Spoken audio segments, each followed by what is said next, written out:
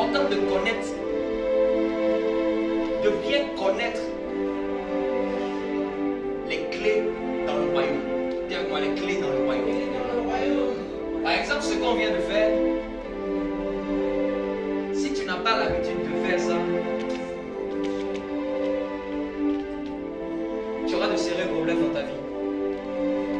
Ce qu'on vient de faire là, c'est une clé. C'est-à-dire que c'est quelque chose, c'est une clé que tu dois utiliser et pratiquer. Quelqu'un me comprend? Les clés s'utilisent et se pratiquent. Vous me comprenez? Et c'est très important pour un enfant de Dieu de connaître les clés. Papa, donne-moi les clés que j'active les choses. La Bible parle de confesser, de proférer. Proférez votre foi. Confessez votre foi. La Bible parle de prophétiser. Dis d'avance la chose comme si elle l'était. C'est ça la foi. La foi, c'est dit d'avance la chose comme si elle était. La foi, c'est pas dire non, j'ai la foi. Tu as la foi comment? La foi, c'est les œuvres. Si tu as la foi, montre-moi tes œuvres. Et les œuvres, là, c'est quelque chose de pratique. C'est quelque chose de palpable. Si tu as la foi, quel est ton langage? Qu'est-ce que tu dis le plus souvent sur toi? Ça détermine le genre de foi que tu as. Ce que tu crois, c'est ce que tu dis. C'est de l'abondance du cœur que la bouche parle. Quelqu'un me comprend?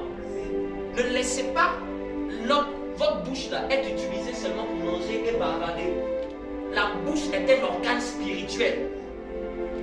Il s'utilise dans l'esprit. Quand quelqu'un veut maudire, il fait quoi? Il fait quoi?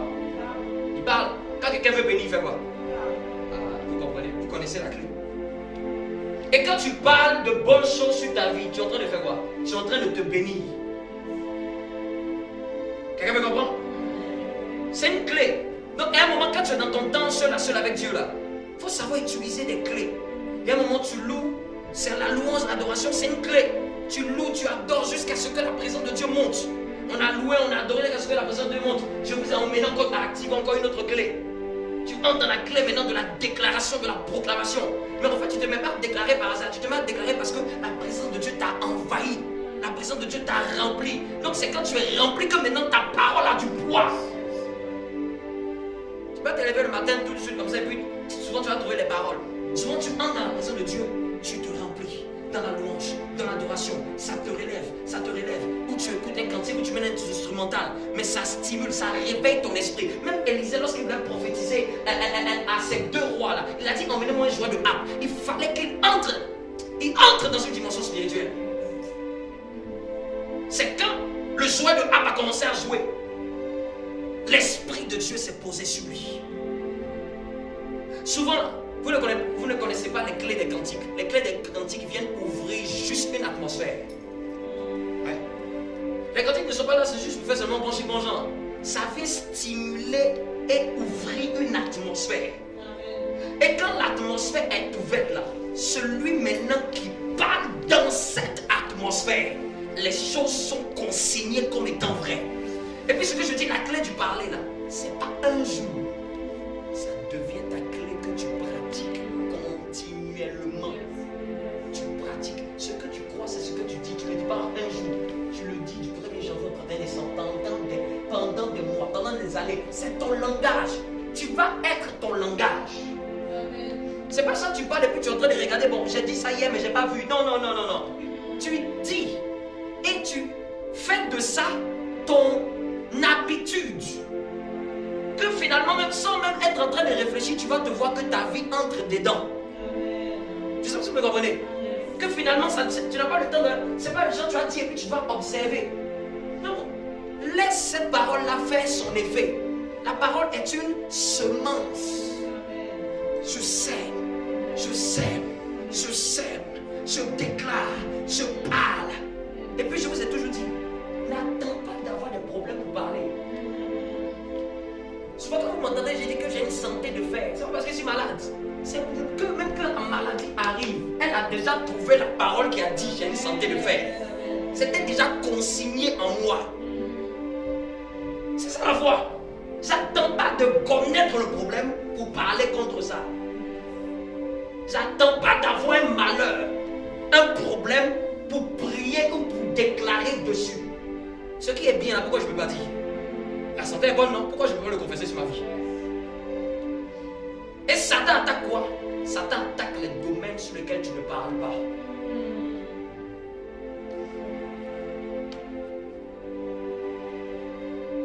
Regarde les domaines de ta vie. Parle dessus. Parle dessus. Parle dessus. Parle dessus. Parle dessus. Parle dessus. Est-ce que quelqu'un me comprend? Dis avec moi, Seigneur, aide-moi à appliquer cette clé. Seigneur, aide-moi à appliquer cette clé. Souvent, certains, vous le connaissez, mais c'est juste que souvent, vous n'appliquez pas. Les choses de Dieu, ça marche avec la pratique. Donc, j'ai donné la clé de la louange, ça peut te permettre de te remplir. Parce que tu ne peux pas parler si tu n'es pas rempli. En d'autres mots, ta parole n'est pas puissante dans le monde spirituel si tu n'es pas rempli d'un esprit. Quelqu'un me comprend? Amen. Si tu n'es pas animé d'un esprit, ta parole dans le monde spirituel ne compte pas. Donc vous voyez les chrétiens qui s'élèvent comme ça. Au nom de Jésus, mon Dieu, tu es rempli de quoi pour dire ça? Bien que la clé c'est parler, mais ce qui soutient la parole c'est l'esprit. L'esprit se mouvait au-dessus des eaux. Quelqu'un me comprend?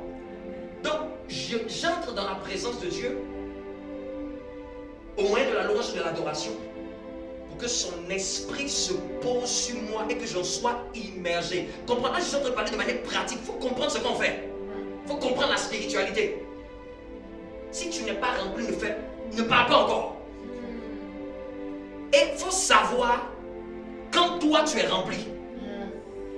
Demande à ton voisin, quand tu es rempli de l'esprit, tu sais comment ça se passe chez toi? Si tu ne sais pas, c'est encore même une signe d'immaturité. C'est-à-dire que Dieu t'est rempli et tu ne sais même pas que tu es rempli. Tu ne sais pas que tu es rempli. Quand tu es rempli en esprit là, je vais vous donner des signes. Ta manière de prier change. Ouais. Ouais. Quand vous priez et que vous êtes en train de prier de manière platonique, ces prières-là, c'est comme des petites flèches. Parce que ce n'est pas chargé. Vous n'avez jamais vu que quand vous êtes j'ai utilisé un mot qui ne s'utilise pas trop dans le monde chrétien, mais qui est très connu. En fait, c'est quand tu entres en transe.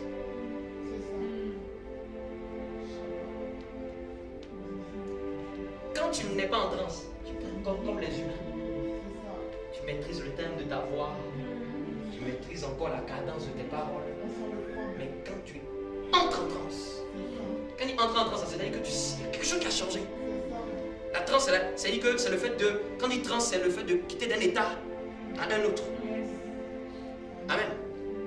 Donc tu quittes de ton état humain et tu chiffres dans ton divin. Et tous ceux qui entrent en transe, même tu le vois dans les églises, paf, la langue là même devient tonitruante. Le parlant en langue là prend un ton tonitruant. C'est pas le parlant en langue de quand il s'est levé le matin. Tu sais que là, la parole est soutenue. Les prières à ce niveau-là deviennent des bombes. Ça devient percutant. Et c'est dans cette atmosphère qu'on déclare. Donc, je contacte, je donne des clés. C'est même pas mon message, mais je donne des clés pratiques. Je dois être connecté à l'esprit au moyen de la louange de l'adoration pour que son esprit me remplisse et que j'en sois immergé. Quand tu n'es pas rempli, tu dois le savoir. Et comment tu vas le savoir? Tu restes toujours encore, tu maîtrises trop tes éléments humains. Tu n'es pas encore transporté. Donc quand tu pries chez toi, ce n'est pas le but de faire que j'ai fait ma prière. Tu dois prier pour entrer dans l'esprit. Quelqu'un me comprend? Parce que tu peux prier et tu restes seulement au pavé. C'est fini, tu n'es pas rentré dans le lieu très saint. Les décrets, ça se prend là-bas. Ça ne se prend pas au pavé. Quelqu'un me comprend? Donc c'est une quête. Je cherche que Dieu me permette d'entrer dans cette dimension. Et c'est pour ça que j'adore, je loue. Je deviens maintenant pas pressé, mais je deviens patient. J'attends à toi, je m'attends à toi, je m'attends à je loue, j'adore, je chante, je loue. En fonction de ton niveau spirituel, ta fenêtre peut s'ouvrir après 30 minutes. Ta fenêtre peut s'ouvrir après 1 heure. Ta fenêtre même peut s'ouvrir après 2 heures. Donc peut-être si tu n'es pas spirituel, tu as fait tes 1 heure de prière. Mais la dimension spirituelle de ce jour-là t'attendait à 2 heures. Donc tu quittes la prière, mais tu n'as rien fait de percutant dans le monde spirituel. Ce que je dis là, c'est des années qui m'ont fait comprendre ça. Donc c'est pas seulement prier. Je dois contacter la présence de Dieu. Et que sa présence me remplisse. Quand sa présence me remplisse, c'est dans cette dimension que les visions viennent.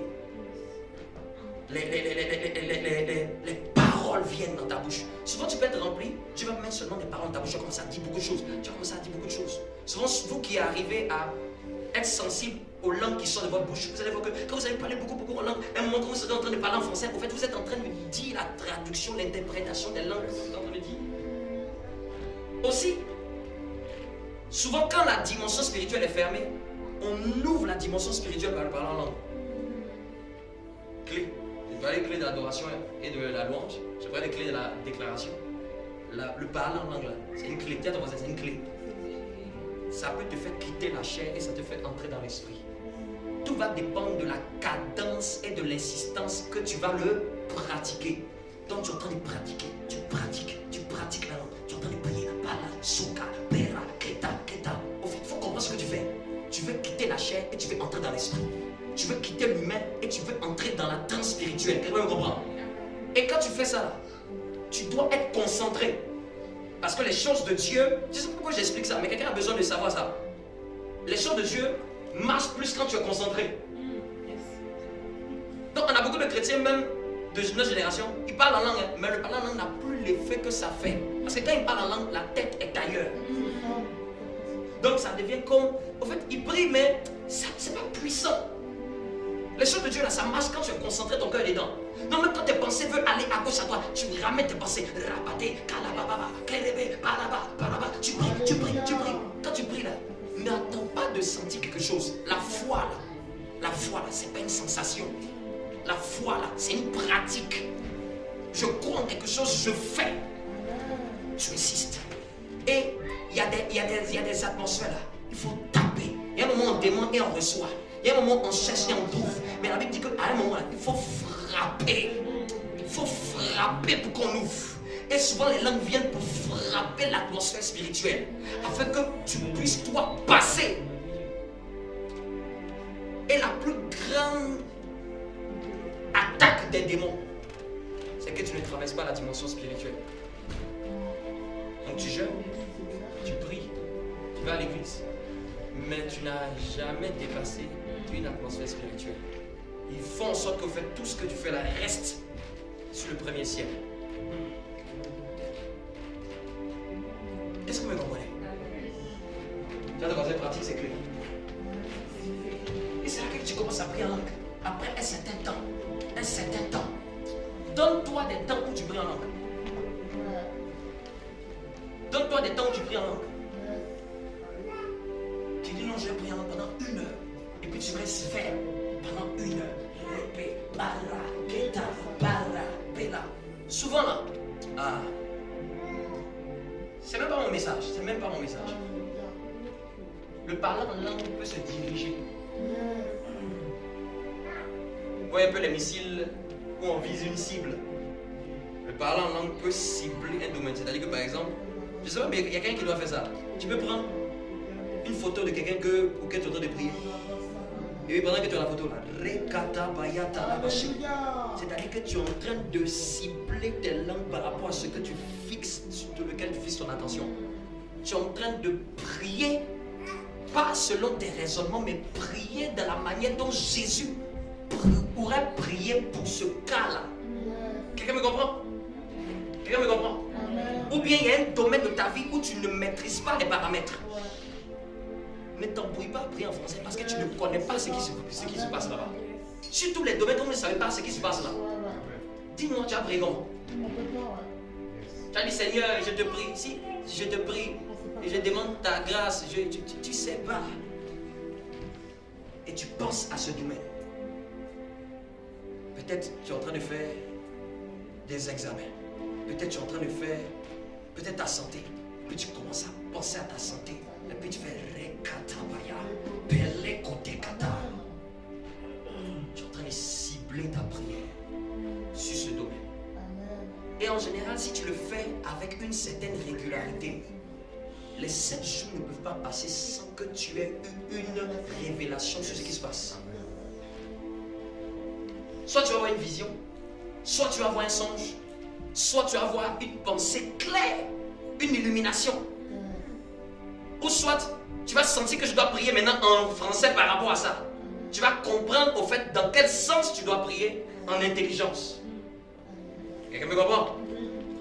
Dis à ton voisin, pratique ces clés là. Dis à ton voisin, pratique ces clés.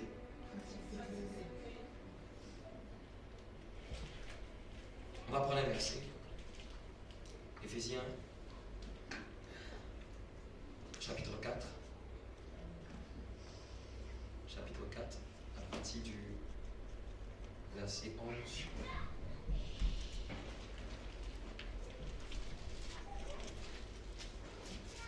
Est-ce que tu es béni? Amen. Dis-moi un amen de vainqueur. Amen. Éphésiens chapitre 4. Éphésiens chapitre 4, à partir du verset 11. C'est lui qui a donné les uns comme apôtres, Oui, c'est lui qui a donné les uns comme apôtres, les autres comme prophètes, les autres comme prophètes, les autres comme évangélistes les autres comme évangélistes, et les autres comme bergers et enseignants. les autres comme bergers et enseignants. Continue. Il l'a fait pour former les saints aux tâches du service en vue de l'édification du corps de Christ.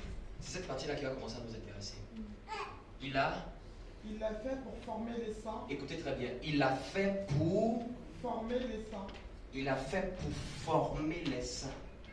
Donc les 5 mentions précédentes, apôtres, prophètes, évangélistes, docteurs, pasteurs, ces dons appelés les dons du Christ, les 5 dons du Christ, ont été donnés par Christ pour faire quoi? Pour former les saints. Les saints là, c'est toi et moi, amen. C'est tous ceux qui se sont connectés à Jésus-Christ. Quelqu'un me suit? Amen. Tous ceux qui ont été sanctifiés par Jésus-Christ. Donc il les a fait pour former. Quelqu'un a un autre mot dans sa version? Le mot qui est le plus souvent dans la 8 secondes, c'est pour le perfectionnement des saints. Quelqu'un me comprend? Donc les 5, ce qu'on appelle les 5 dons de Christ sont des formateurs. Quand nous allons à l'université ou au collège, il y a des gens qui s'asseyent et il y a des gens qui sont des formateurs. Quelqu'un me comprend? Le formateur, le maître, je prends par exemple au primaire. C'est le même maître ou c'est la même maîtresse qui fait géographie. C'est la même qui fait mathématiques, n'est-ce pas? C'est la même qui fait histoire. Elle est là pour former l'élève. Elle, toute sa vie, ce serait de former. Mais peut-être cet élève-là, demain, va devenir ingénieur. Peut-être un autre va devenir médecin. Peut-être un autre va devenir docteur. Mais tout se passe dans sa main de formation. Quelqu'un me comprend? Ça vous permet de savoir même le rôle des hommes de Dieu. Parce que quand ce n'est pas compris, on ne comprend pas. Ce sont des formateurs. Et leur but, c'est de perfectionner, de former les saints. Qui a un autre mot dans sa version? Malekotakaya labaché. Mikanta lamayana labaché. Il a fait don de ces hommes. Il a fait don de ces hommes, oui. Pour les membres du peuple saint. Pour les membres du peuple saint. Pour qu'ils soient rendus aptes à accomplir leur service. Pour qu'ils soient rendus aptes. Amen. Donc ça c'est la première mention. Ces 5 dons de Christ là, apôtre, prophète, docteur, pasteur, chacun dans sa particularité, a pour rôle de perfectionner, a pour rôle de former, a pour rôle de rendre aptes les enfants de Dieu. Mais maintenant on va savoir pourquoi. Ils vont les rendre aptes. Pourquoi? Quelqu'un me comprend? Et dans ta version, ils ont dit pour les rendre aptes à faire quoi? En vue de la construction du corps en vue de la construction du corps de Christ. Mais la mention un peu plus en avant. Avant la construction.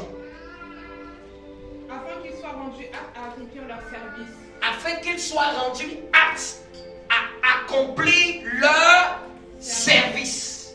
Afin que les saints puissent accomplir leur service. Qui a, par exemple, dans la nuit seconde, on dit pour le perfectionnement de saints en vue de l'œuvre du ministère.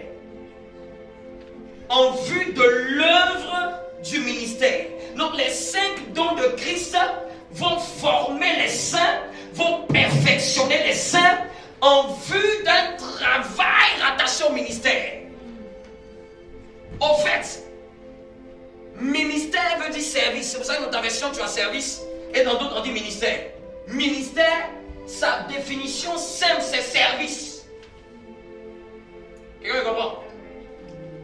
J'ai ton voisin, service. Donc les 5 viennent former les chrétiens, les enfants de Dieu, à pouvoir être rendus aptes à accomplir leur service. Dis avec moi, j'ai un service à accomplir pour Dieu. Est-ce que quelqu'un me suit? Ça c'est le premier sous-bassement que je veux mettre. Premièrement, les 5 ministères ont pour rôle de former, perfectionner.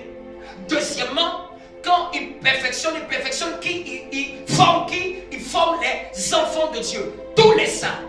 Ici, on parle vraiment dans le cas des enfants de Dieu. Amen. Donc, l'église est comme une université, l'église est comme une école. Amen. Elle a pour rôle de former. Donc, on forme les saints. Mais on forme les saints dans le but de les parfaire. Dans le but de les rendre aptes.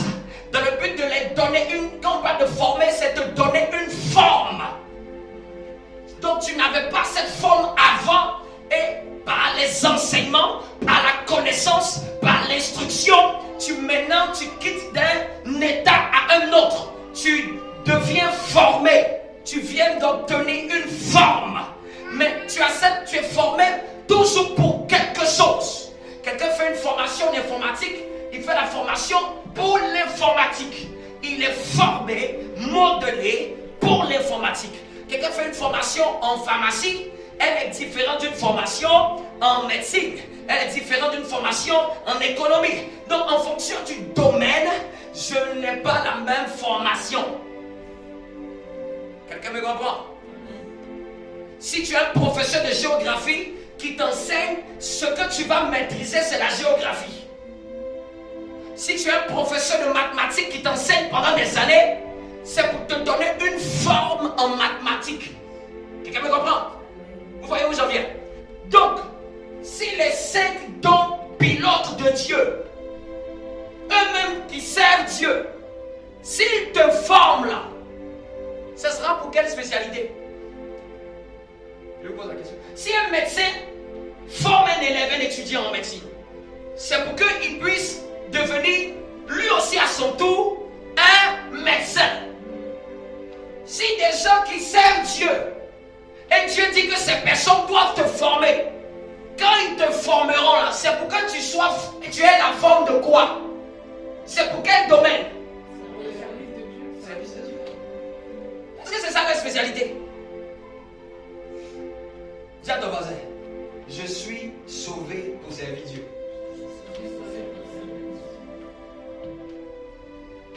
Cette notion est mal comprise dans les évangiles. On va prendre un autre texte dans le livre d'Exode.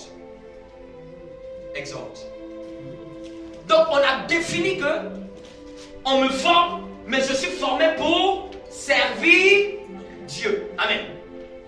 Dis moi, je suis formé pour servir Dieu. Donc souvent quand quelqu'un devient chrétien, il ne sait pas.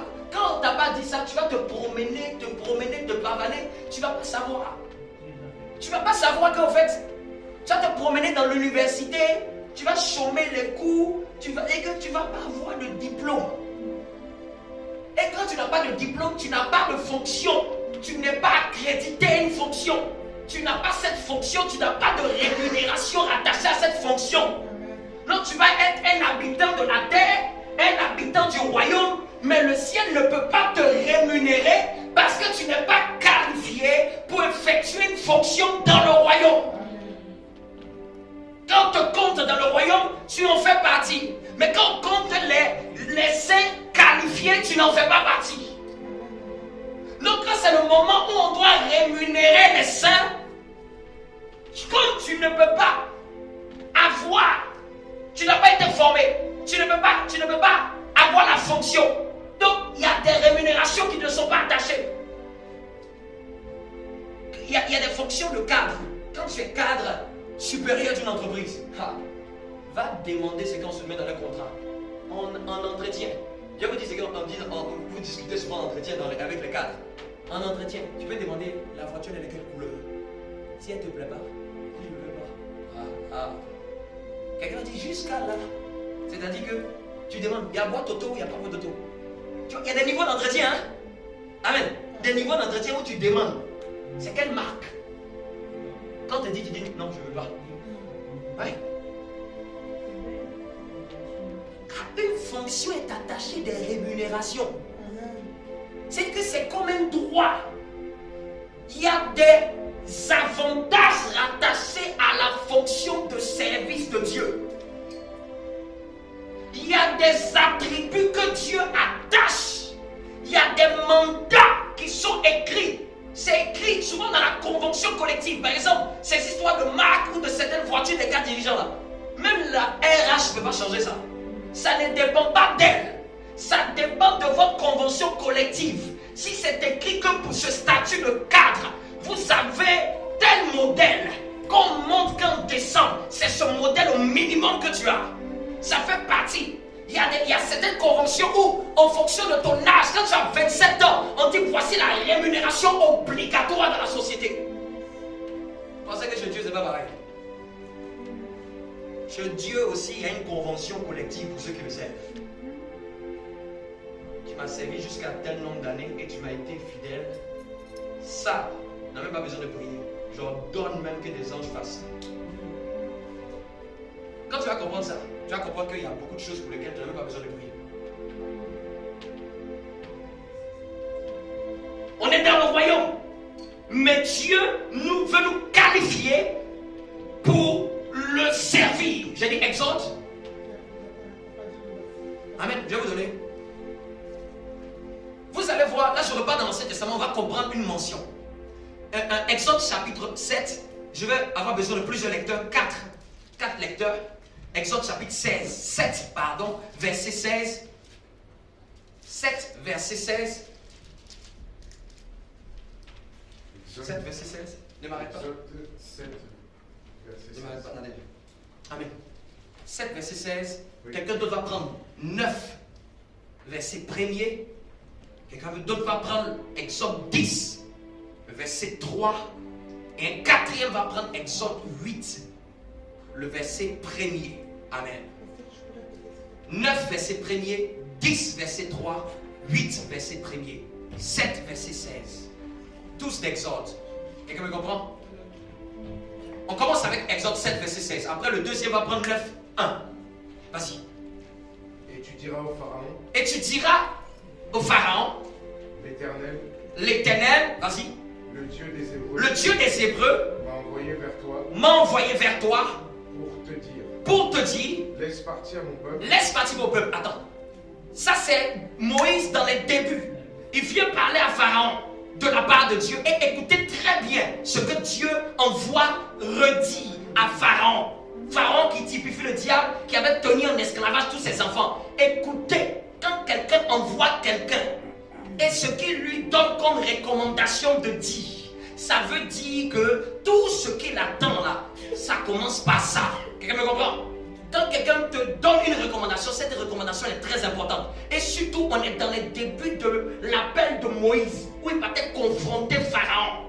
Écoutez, écoutez. Vous savez que Moïse allait chez Pharaon. Mais est-ce que vous savez qu'est-ce qu'il allait dire à Pharaon? Tout le monde sait qu'il allait demander, laisse sortir mon peuple, non? N'est-ce pas? Ça n'a jamais été ça. Écoute, on va comprendre. Laisse partir mon peuple. Oui, ça c'est ce que tout le monde sait. Laisse partir mon peuple. Dieu ne te laisse pas partir pour rien. Afin que quoi? Afin qu'il me serve dans le désert. Afin qu'il me serve, où ça? Dans le désert. Donc Dieu, tu viens dire à Pharaon, tu laisses partir mes enfants afin qu'ils me servent. Vous pensez que Dieu délivre par hasard? Vous pensez que Dieu intervient par hasard? Deuxième verset, 9 premier. Donc souligne bien, afin qu'ils me servent. C'est que là, j'étais pris le Nouveau Testament. J'étais ramené même dans l'Ancien. Parce que l'Ancien, c'est l'ombre de la lumière. L'Ancien, c'est l'ombre. Le Nouveau Testament, c'est la lumière. Une vérité qui est retrouvée dans le Nouveau Testament a un soubassement dans l'Ancien. Quelqu'un me comprend? Si tu as vu la lumière, c'est qu'il y a son ombre. Si dans le Nouveau, j'ai su qu'on parle de servir, c'est que je sais que dans l'Ancien, ils ont mentionné ça. Le témoignage est accrédité lorsqu'il y a deux témoins. C'est pour ça que la Bible nous donne deux parties, l'Ancien et le Nouveau, pour rendre témoignage. Surtout des vérités très fortes qu'on ne peut pas bouger. Il y a des détails de l'évangile, mais il y a des messages, tu ne peux pas enlever ça dans la Bible. Tu enlèves, c'est que tu as renié Dieu. Et ce que je te présente, mais ça, tu ne peux pas enlever de la Bible. Deuxième verset, allons-y, rapidement. 9, verset 1. L'Éternel dit à Moïse, écoutez encore, l'Éternel dit à Moïse, va trouver le Pharaon, va trouver le Pharaon, et tu lui annonceras. et tu lui annonceras. Dans le texte chapitre 7, chapitre 9, encore Dieu parle, tu lui annonceras. Voici ce que dit l'Éternel. Voici ce que dit l'Éternel, Le Dieu des Hébreux. le Dieu des Hébreux. Laisse partir mon peuple, Laisse partir mon peuple, afin qu'il me serve. afin qu'il me serve. Ça fait encore deux fois. Quand quelqu'un est en train de répéter quelque chose, cette chose-là est une importance pour lui. C'est pas un sort de ce Pharaon. Laisse-le, il doit me servir. Ce peuple-là doit me servir. Dieu nous aime. Et notre commandement, c'est d'aimer Dieu. Quand on a validé ce commandement d'aimer Dieu, on ne regarde pas Dieu dans son visage. Tu dois maintenant le servir. Un Dieu que tu crains, que tu ne sais pas, je ne sais pas c'est quel Dieu. Dieu se sert. Dieu c'est un roi. Dieu, si tu comprends la notion de Dieu, Dieu se sert. Tu entres dans un royaume, il y a un roi. Toi, tu vas les regarder seulement. Même s'il veut que tu le contemples, à un moment là, il va dire, qui enverrai-je? À un moment, il va dire, va libérer mon peuple. Si Dieu se révèle à vous et il ne vous donne pas un travail, je suis désolé, c'est que c'est pas Dieu. Si Dieu se révèle à toi, il finit de te montrer sa grandeur. Tu vois sa gloire. Tu pleures dans ta chambre. S'il t'a pas dit le travail que tu dois faire, toi dis Seigneur, c'est pas fini. Beaucoup de chrétiens se contentent seulement. Regardez Ésaïe. Ésaïe, le premier chapitre 1 jusqu'au chapitre 11. Ésaïe prophétise. Au chapitre 11, je crois, si je me trompe, la Bible dit que maintenant il a eu cette vision. Il a vu le Seigneur, il a commencé à dire, j'ai vu le Seigneur assis sur un trône très élevé, le banc de Saron remplissait le temple. Waouh, c'est merveilleux. C'est là même qu'il a dit même des noms des êtres même qu'on ne connaît pas. Il dit, je vois des séraphins avec 6 ailes. Il décrit, tu dis, mais quelle vision. Quand Dieu a parlé, il dit, qui enverrai-je? Tout ça, tout blabla, tu es en train de raconter tout ce que tu as vu là. Moi, j'ai une question. Réponds-moi. J'ai vu 6 ailes, j'ai vu les ailes, elles ont couvert les pieds, j'ai vu les ailes, j'ai vu un ange, j'ai vu mon ciel. Dieu, après tout ce blablabla, après avoir fini de raconter, même quand il a vu, il a dit, Seigneur, je suis un homme aux lèvres impures. Il dit, comme tu penses que tu es un pécheur là, il a dit, un ange va prendre une braise, touche ses lèvres, tu es purifié. Maintenant, qui enverrai-je?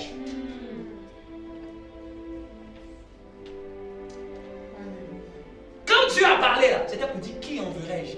Qui va marcher pour nous? C'est la question qu'il a posée, c'est fini. La vision s'est arrêtée. Si quelqu'un est sensationnel, il va se cantonner de la partie de j'ai vu les anges, j'ai vu les ailes, j'ai vu mon sein, j'ai vu le trône était blanc, mon sein. Si tu t'arrêtes souvent dans ce genre de révélation là, tu ne vas pas grandir dans les choses de Dieu. Au-delà du trône, discerne ce que Dieu veut te faire faire. Discerne le mandat que Dieu veut te donner. Si nous savons nous laisser dans... Je veux tellement te le prouver. Je peux te prendre un Paul. Paul rencontre... C'est tellement biblique. Paul rencontre... Je vais te dire. Paul rencontre dans Acte 9. On n'aura pas le temps de lire, mais vous connaissez bien. Paul rencontre le Seigneur. Il tombe sur son cheval. Il tomba par terre. Il entendit une voix qui lui disait: Saul, Saul, pourquoi me persécutes-tu? Il répondit: Qui es-tu, Seigneur? Et le Seigneur lui dit: Je suis Jésus que tu persécutes. Il te sera dû de requimber contre les aiguillons. Tremblant et saisi de foi. Quand il a fini de faire tout ça, tremblant, saisi de foi, il dit: Seigneur, que veux-tu que je fasse?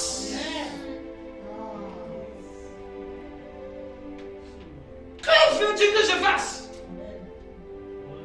Je te persécutais, tu m'es apparu. Ta révélation m'a choqué. Je viens de découvrir qui tu es. Je viens de découvrir que je suis enfant de Dieu. Je viens de découvrir que je suis né de nouveau. Je viens d'appartenir à une assemblée. Je viens d'appartenir à une famille chrétienne. Je viens d'expérimenter ces choses. Après, c'est: que veux-tu que je fasse? Ça, c'est seuls les martyrs qui posent ce genre de questions à Dieu. Ça ne rejoint pas encore qui marchera pour nous. Qui enverrai-je? Paul, il n'a même pas eu besoin que Dieu dise quelque chose. Il sait que Dieu ne peut pas m'apparaître sans qu'il y ait un travail à me demander à le faire. Quelqu'un me comprend? Est-ce que quelqu'un me comprend? Amen. Il dit, le Seigneur lui dit: lève-toi, entre dans la ville et on te dira ce que tu dois faire. On te dira ce que tu dois faire.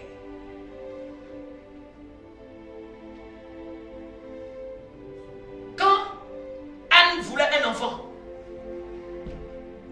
après avoir tellement prié, quand elle a eu la révélation, elle a dit: tu me le donnes, il te sert. Tu me le donnes, il te sert. Dieu dit: hey! Hey! Tu as répondu à ma demande. Tu me le donnes, je te le donne. Tu me le donnes, il se donne à toi. Tu me le donnes dès qu'il est sevré, il t'appartient. Tu as dit: hey! Dis moi: hey! Même les gens ont dit: Shabalakatalabaya. Quelle révélation! Introduit son besoin dans le besoin de Dieu. Introduit sa requête dans la requête de Dieu. Elle a répondu à la requête de Dieu, et en répondant à la requête de Dieu, elle a répondu à sa requête. Si nous apprenons à répondre plus aux requêtes de Dieu, Dieu va répondre plus à nos requêtes. Exode 10. Le troisième, 10, 3. Est-ce que c'est bon? Est-ce que ça entre? Est-ce que ça entre? Exode 10, 3. Moïse et Aaron allèrent trouver le pharaon et lui annoncèrent. Allèrent trouver le pharaon et lui annoncèrent. Voici ce que dit l'Éternel. Donc vous voyez, on a quitté chapitre 7, on est parti chapitre 9, après on a encore le chapitre 10. Voici ce que dit l'Éternel, le Dieu des Hébreux. Vas-y. Jusqu'à quand refuseras-tu de t'humilier devant moi? Donc il demande à Pharaon: jusqu'à quand refuseras-tu de t'humilier devant moi? Continue. Laisse partir mon peuple. Encore la troisième fois. Laisse partir mon peuple. Afin qu'il me serve. Afin qu'il me serve. C'est-à-dire que Moïse, là, quand il s'est déplacé à chaque fois, le Pharaon, laisse-les, ils vont me servir Dieu. Laisse cet enfant-là, va servir Dieu. Laisse cette femme-là, va servir Dieu. Laisse cette occupation-là pour servir Dieu. Il y a des choses qu'il faut apprendre à laisser pour servir Dieu. Pharaon, là, ça peut être un domaine de ta vie qui t'empêche de servir Dieu. Oui. Là, on parle de Pharaon, tu n'as pas vu, mais c'est déjà arrivé. Pharaon, là, c'est une œuvre du diable qui peut être en train de s'opérer contre toi pour te garder et que tu ne serves pas Dieu. Quelqu'un me comprend? Un système pharaonique dans lequel Satan peut te mettre dans la société pour que finalement tu ne serves pas Dieu. C'est pour ça que refusez les systèmes de Pharaon. Tout ce qui doit venir vous empêcher de pouvoir servir Dieu, refusez-les de manière extrême. c'est une œuvre de Pharaon. Ça paraît calme, doux, mais ça va mettre une mort quelque part dans ta vie. C'est vrai. Est-ce que vous lisez bien? Même je vous dis, il y a des emplois, il faut réfléchir à 1 milliard de fois avant de voir. Regarde, est-ce que ça me permet de servir Dieu? Est-ce que ça va m'éloigner même plus de Dieu? Même si la rémunération est superbe, si tu vois que ça va t'éloigner du service de Dieu, moi, en tant que pasteur, je te dis, refuse. Dieu va trouver une autre occupation et que tu puisses le servir avec cette occupation. Amen. C'est ça aussi la foi. Quelqu'un me comprend? Mais il y a des choses là. Dieu ne te dira rien. Pharaon, c'est un système qui fait que dans lequel le monde travaille, Satan travaille dans le monde pour empêcher que les enfants de Dieu servent Dieu. Le but de Dieu, c'était toujours que ses enfants le servent. Vous êtes mes enfants, mais vous devez me servir. Je suis Dieu. Si je suis Dieu, où est le service qui m'est rendu? Quelqu'un me comprend? Amen. 4e verset. On lit encore 4e. La parole de Dieu, c'est étape par étape. 8.1. Exode 8.1. Quand quelqu'un dit quelque chose jusqu'à 3 fois, ça veut dire que ce n'est pas à la légère. Exode 8.1. L'Éternel dit à Moïse. L'Éternel dit encore à Moïse. C'est que Dieu est en train d'insister. Dis à Moïse. Oui. Dis à Aaron. Dis à Aaron. Dans la main avec ton bâton. Dans la main ton bâton. 8.1. Sur les rivières. Oui. Les ruisseaux et les étangs. Et faisant monter les grenouilles sur l'Égypte. Exode 8.1. Oui, c'est ça. Ouais, c'est 7, 26, c'est le chapitre 7, verset 26.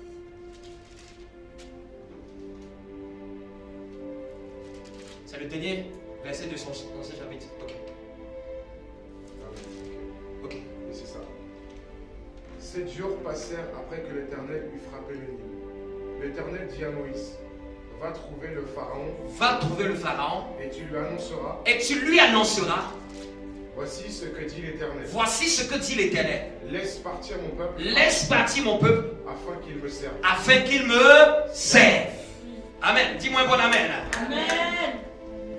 Donc on a vu 4 versets différents dans Exode de pourquoi Dieu est tant attaché à ce que ses enfants sortent d'un système. Mais qu'ils ne sortent pas d'un système par hasard, mais qu'ils sortent de ce système pour le servir.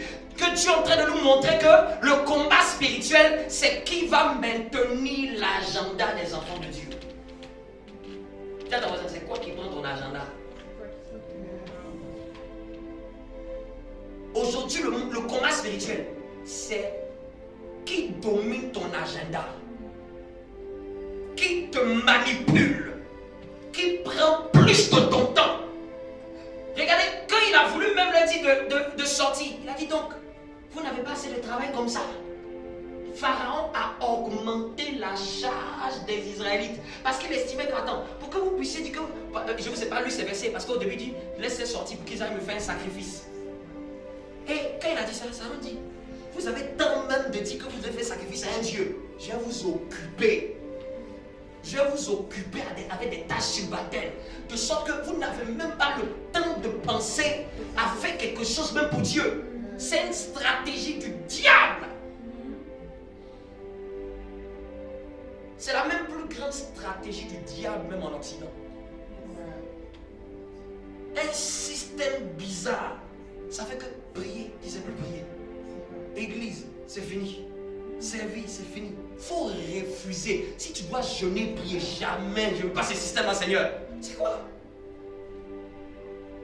Et c'est ça qui fait que tu ne peux même plus avoir 1 minute pour servir Dieu. Tu ne peux même plus avoir un temps pour servir Dieu. Dis avec moi le service de Dieu. J'avance. Et je vais définir c'est quoi servir. Ça, c'est juste dictionnaire. Servir, c'est quoi? C'est aider quelqu'un en y employant sa peine. C'est-à-dire que tu vas mettre tes efforts. Quand tu sers quelqu'un, tu vas aider quelqu'un en y mettant un peu de ton énergie. En y mettant tes efforts. Tu sais quelqu'un, tu sais les intérêts de quelqu'un. Et quand on sait Dieu, on sait ses intérêts. Être servi, c'est être utile à quelqu'un. Être utile à quelqu'un. Donc Dieu voudrait que nous soyons utiles, que nous ne soyons pas juste un décor dans le royaume. Parce que si c'était ça, il nous aurait ramené directement au ciel. S'il nous a touché, il a touché Paul, c'était maintenant pour que Paul fasse quelque chose. Chaque fois que Dieu touche les chrétiens, c'est qu'après il y a une mission derrière. Que ça soit pour maintenant ou pour plus tard. Mais il y a toujours une mission qui est attachée au toucher de Dieu. Quelqu'un me comprend? Amen. Est-ce que quelqu'un me comprend? Amen. Dis à ton voisin, est-ce que c'est clair dans ton esprit? Chaque fois que Dieu touche un enfant de Dieu, chaque fois que Dieu veut visiter un enfant de Dieu, c'est pour après le mandater à faire quelque chose. Donc servir, c'est décider d'être utile. Ça fait partie du patrimoine de notre royaume. De la manière que la France c'est fraternité, égalité, liberté, amen. Dans le royaume là, il y a amour, il y a servir. Amen. Il y a la vertu de l'amour, il y a la vertu aussi de service. Ça fait partie de l'emblème de notre royaume. Dans notre royaume, la servie ça fait partie de l'emblème de notre royaume. Regardez même Jésus, notre Seigneur, qu'est-ce qu'il a fait pendant 3 ans et demi? Il a fait que servir les gens. Allant de lieu en lieu, guérissant tous ceux qui étaient sous l'emprise du diable, nourrissant les gens avec 5000 pains. Jésus même lui demandait où tu habites. Il dit, je n'ai ni maison. Amen. Il dit même que celui qui veut être le plus grand soit le serviteur des autres. Dans le royaume, c'est celui qui sert les autres qui est le plus grand. Dans le monde, c'est celui qui sert les autres qui est le plus petit. C'est celui qu'on pense que c'est le boy ou le garçon de couche. Dans le royaume, les lois sont parallèles. Dans le royaume, plus tu sers les hommes, plus tu as de la grandeur. Plus tu sers les hommes, plus Dieu t'élève. Ce sont les principes de notre royaume. Celui qui veut être le plus grand, qu'il soit le serviteur. Amen. Amen. Mais cette notion de serviteur, c'est pas être le souffle-douleur de quelqu'un. Cette notion de serviteur, c'est servir les intérêts de Dieu qui vont toucher les autres. Quelqu'un comprend? Parce que la mauvaise compréhension, c'est qu'on croit que je peux être le souffle-douleur de quelqu'un, tout le monde doit m'écraser, je dois m'abaisser pour qu'on m'écrase, me tape. Non, c'est pas être le souffle-douleur de quelqu'un. C'est être utile à Dieu pour la vie des autres. Quelqu'un me comprend? Est-ce qu'on peut avancer? Pour que je termine ce premier épisode de cette nouvelle série. Est-ce que je peux avancer? Si je peux avancer, dis-moi, avance. On va aller dans 2 Corinthiens chapitre 5. Le titre de ma série, je ne l'ai pas dit mais je l'ai commencé, mais le titre de cette série, c'est Accomplis ton ministère. Dis avec moi, accomplis ton ministère. Donc on a dit ministère, ça veut dire service. Quand vous entendez mon ministère, ne pensez pas à 20 000 choses. Souvent on croit que c'est quelque chose de particulier. C'est du service. Tiens, ton voisin, accomplis ton ministère. 2 Corinthiens chapitre 5. Et puis, à partir du verset 17. À partir du verset 17. C'est un verset qui est très connu dans le monde évangélique. 2 Corinthiens chapitre 5, à partir du verset 17. Si quelqu'un est en Christ, si quelqu'un est en Christ, le chrétien, le verset merveilleux qu'on connaît. Si quelqu'un est en Christ, il est une nouvelle créature. Il est une nouvelle créature. Donc Dieu est en train de mettre déjà les sous-bassements. Si quelqu'un est en Christ, sachez qu'il est une nouvelle créature. Oui. Les choses anciennes sont passées. Mon enfant, c'est fini. Les choses anciennes sont passées. Tu es une nouvelle création. Oublie les choses anciennes. Maintenant, tu as une nouvelle vie. Maintenant, tu as un nouveau modèle. Un nouveau modèle dans le royaume. Tu es la dernière sortie du royaume. Avant toi, il n'y en a pas eu. Dis avec moi, avant moi, il n'y en a pas eu. Je suis la version du modèle parfait. Oui, je suis une nouvelle création. Je suis le modèle parfait de Dieu sur terre. Amen. Dis-le encore avec moi. Je suis le modèle parfait de Dieu sur terre. L'empreinte de sa personne. Le reflet de sa gloire. Le chef-d'œuvre de Dieu. Et que quand Dieu a réfléchi trop pour créer, c'est moi qui l'a fait sortir.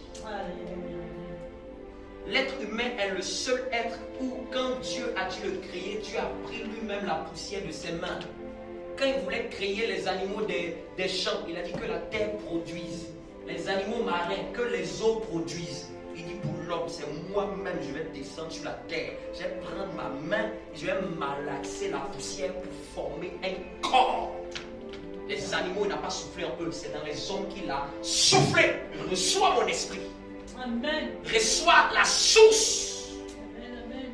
Et que tu vives éternellement sur la terre. Et que tu domines. Et que tu sois le reflet de ma gloire. Je régnerai dans les cieux, mais toi, mon fils, règne sur la terre. Que par ton règne, on connaisse le règne de Dieu. Amen. Amen. C'est pour ça que même quand la terre va être détruite, Dieu récrée encore une nouvelle terre, un nouveau cieux. Parce que son but, c'est pas quand on habite nous tous dans la même chambre. Quand tu grandis, même papa te donne. Tu ne peux pas habiter ailleurs. La terre, là, c'est pour nous. C'est l'habitation que Dieu nous a donnée.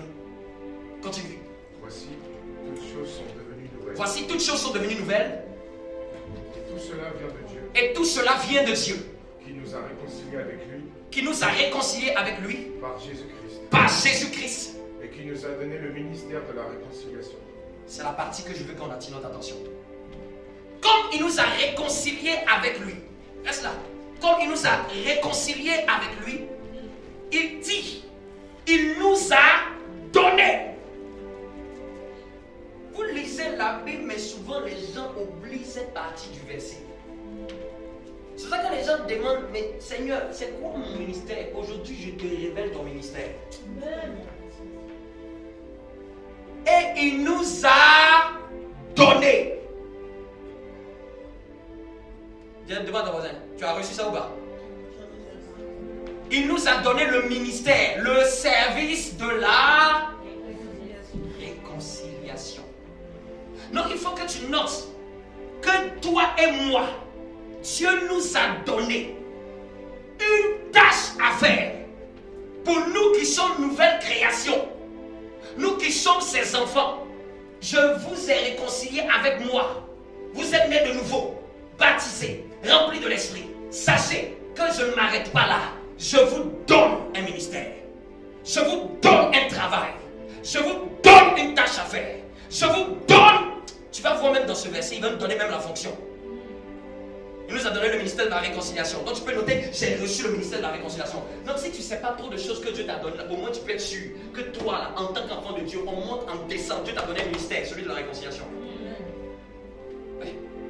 Souvent quand tu ne sais pas trop, je ne sais pas où j'en suis, je ne sais pas où qu'est-ce que Dieu veut pour moi. Hey, il y a quelque chose que Dieu dit, t'a déjà donné, qu'il a écrit noir sur blanc. Pourquoi tu ne peux pas commencer par ça? Et puis Dieu va te dire les autres choses en détail particulier pour toi dans le chemin. Continue. En effet, En effet, verset 19, Dieu étant en Christ, oui, Dieu étant en Christ, il réconciliait le monde avec lui-même, il a réconcilié le monde avec lui-même. en ne chargeant pas les hommes de leurs fautes, Oui. et il a mis en nous la parole de la réconciliation. Donc si tu me dis que Seigneur, tu m'as donné le ministère de la réconciliation, je fais ça comment? Il vient encore te donner le deuxième verset. Il m'a donné la parole de la réconciliation. Il a mis quoi? La parole. Reprends bien cette notion. Il a mis? Il a mis en nous la parole. Il a mis en nous la parole de la réconciliation. Il a dû écrire ça pour que quelqu'un va dire non Seigneur, on fait ça comment? Dieu dit, je t'ai donné un outil qui va te permettre de faire ça. J'ai mis en toi pas seulement le ministère de la réconciliation, mais je t'ai donné maintenant une règle, un marteau. Parce que la Bible dit dans Jérémie, la parole de Dieu est comme un marteau. Je t'ai donné un marteau en toi. C'est la parole de la réconciliation. Amen. Continue encore. Ça, c'est la convention collective de tous les chrétiens. Convention dans la constitution divine. Oui. Verset 20, nous sommes donc des ambassadeurs pour Christ. Amen. Comme Nous si- sommes donc, quand tu acceptes ce ministère, tu deviens dans le royaume des cieux ambassadeur de Christ. Vous savez c'est quoi un ambassadeur? Il ne se soucie de rien concernant sa vie. Passeport diplomatique, entrant, allant où il peut. Il a les ouvertures. Regardez tous ceux qui servent Dieu, que vous aimez, que vous appréciez. Regardez comment la vie est. On a l'impression qu'un pasteur pouvait dire, il dit que quelqu'un le poursuit, il dit que quelqu'un l'a poursuivi. Pasteur, Dieu te poursuit depuis l'Afrique jusqu'en Europe. Je vais te donner l'argent. Il écrit ça plusieurs fois par SMS. Le pasteur même oublie. Mais il est fatigué. C'est que le gars le poursuit pour dire je vais te donner. Le poursuit. Il y a de fortes rémunérations attachées aux ambassadeurs de Christ. Non, on est enfant de Dieu, on a été la nouvelle création, mais c'est après avoir accepté le ministère de la réconciliation et la parole de réconciliation, et nous faisons donc office de fonction d'ambassadeur, fonctionnaire du royaume. Dieu ne laisse pas ses ambassadeurs. Un ambassadeur, c'est quelqu'un qui ne vient pas pour lui, mais c'est quelqu'un qui vient pour être utile à sa patrie. C'est quelqu'un qui vient pour représenter sa patrie. C'est quelqu'un qui vient avec un cahier de mission. Il ne peut pas dire tout ce qu'il veut, il ne peut pas faire tout ce qu'il veut. Il vient et il vient honorer sa patrie dans un autre lieu. Tiens-toi debout. Continue. Comme si Dieu adressait par nous son appel. Donc quand tu vas faire cette fonction d'ambassadeur, Dieu te rassure, c'est comme si c'était lui qui le fera en toi. Je vais m'arrêter là avec cette introduction, parce que les prochaines fois, on va voir comment on peut appliquer ça. Amen. Mais ce que je veux que tu gardes aujourd'hui, que tu as la conscience que servir Dieu, ça fait partie du patrimoine du royaume. Ce que je veux que tu gardes, que dans le service qu'il m'a donné là, il m'a donné le service de la réconciliation. Il m'a donné la parole pour ça. Il m'a donné la fonction. Si je l'accepte, je signe et je dis je décide de faire ça. Et les prochaines fois, on va comprendre comment en fonction de chacun doit connaître son couloir où il doit exprimer son ministère. La manière dont le frère va l'exprimer ne sera pas peut-être de la manière dont ma femme va l'exprimer, mais ce sera toujours pour la même fonction et cause. Oui. Est-ce que quelqu'un me comprend? Quelqu'un me comprend? Mais l'objectif reste le même. La fonction reste la même. Donc je vais participer à réconcilier les hommes avec Dieu. C'est-à-dire que finalement, tu t'assois, comme j'ai cette fonction, tu rentres en prière. Papa, donne-moi la stratégie. Je dois travailler. Donne-moi la stratégie. Quand tu commences à faire ça, tu dis, hey mon enfant, tu commences à t'intéresser à ton travail. Il dit, tu vois ce talent-là, prends ça, fais comme ça. Tu sens dans ton cœur de fais comme ça, fais comme ça, fais comme ça. Et quand tu vas faire comme ça, fais comme ça, fais comme ça, ça réconcilie plusieurs personnes avec Dieu. Tu dis, waouh! Quelqu'un me comprend? Tu sens la présence de Dieu qui est là.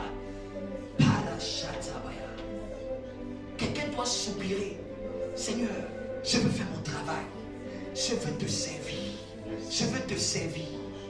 Amen. Je veux te servir. Prie avec moi. Je vais accepter de te servir. Je vais accepter cette fonction. Je vais accepter cette fonction. Je veux accepter ce service. C'est la seule fois dans la Bible où tu expliques réellement quelque chose que tu m'as donné. Je veux honorer mon contrat. Je veux accepter. Tu m'as donné même la parole pour ça. En d'autres termes, ce ministère travaille avec aussi la parole. Ça travaille avec une certaine parole. Puisque tu m'as donné la parole de réconciliation, donc c'est que la parole de réconciliation qui est en moi va être un outil pour réconcilier. Emmène-moi vers les personnes vers lesquelles je dois relâcher la parole de réconciliation. Emmène-moi vers les personnes vers lesquelles je dois relâcher la parole. Je ne vais même pas me poser ce que je dois dire, mais quand je vais le voir, la parole de réconciliation va tressaillir dans mes entrailles.